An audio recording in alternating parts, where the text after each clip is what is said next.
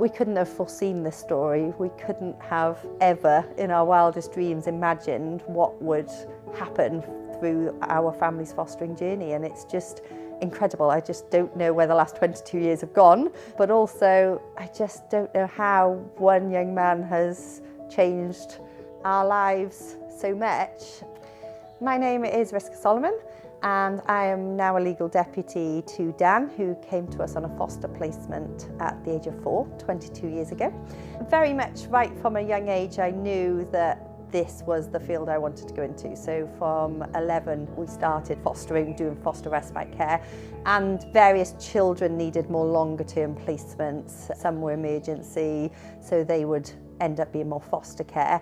And then Dan came into our lives and needed a permanent home in the end, not just respite foster care.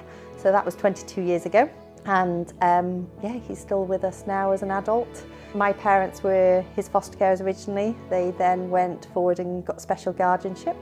My husband and I registered as respite foster carers to support them, as Dan has a diagnosis of autism and learning disabilities and challenging behaviour. Fostering has been inspirational. It has its ups and downs. It's very much a roller coaster, especially when you're fostering an individual with additional needs. One of the biggest things is actually what my children, the next generation, are learning. The care and compassion I see them now at only 3 and 8 delivering to actually Dan, that's, you know, much bigger than them, but they understand that he needs some extra care.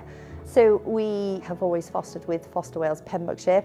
They have been very supportive.